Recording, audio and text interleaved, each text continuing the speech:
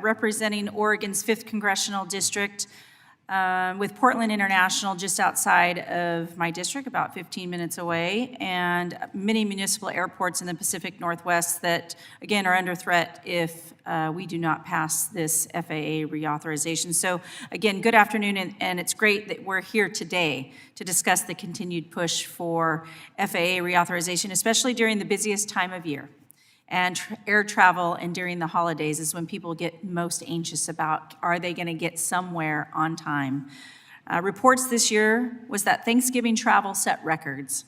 This past Sunday alone, TSA reported that almost 3 million travelers were screened. Luckily, there was no significant delays across the U.S. caused by weather or other means.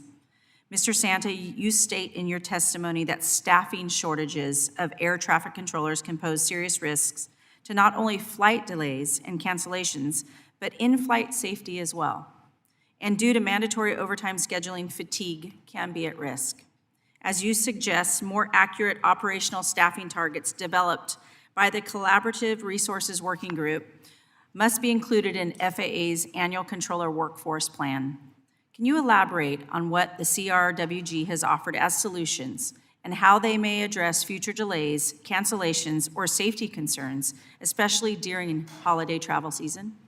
Thank you for the question. So the CRWG numbers started with interviews of all of the 313 FAA facilities to see where they were at, see the needs and the desires of the collaborative groups locally.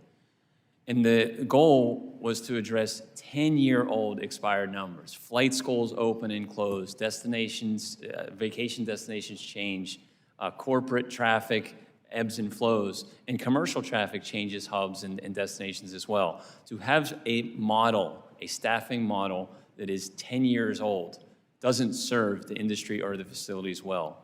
So the collaborative group that was jointly developed by Air Traffic Organization of the FAA and NACA. And importantly, it was validated for transparency and repeatability by the MITRE Corporation. Those numbers being implemented and used for the basis of the controller workforce plan will pay dividends for now and in the future to accurately reflect what we need at the facilities and the nests. Thank you.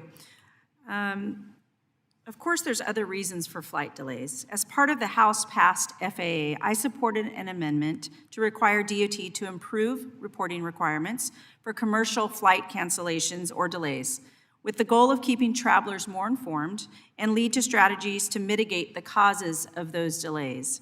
Mr. Bradbury, how might this amendment improve the traveling experience for passengers at airports? And further, do you believe airports have a duty to passengers when flights get delayed or canceled? And can you explain how airports are working towards helping to improve that experience? Absolutely. The experience, obviously, everything comes down to our passengers. We don't exist without passengers. And our ability to connect the passenger to the air transportation system is paramount. So it is critical that we work together to make sure we mitigate issues and make it a seamless travel experience for all of our passengers, not those with mobility improvements, mobility and other disabilities. And this bill helps us to keep that going. Well, thank you.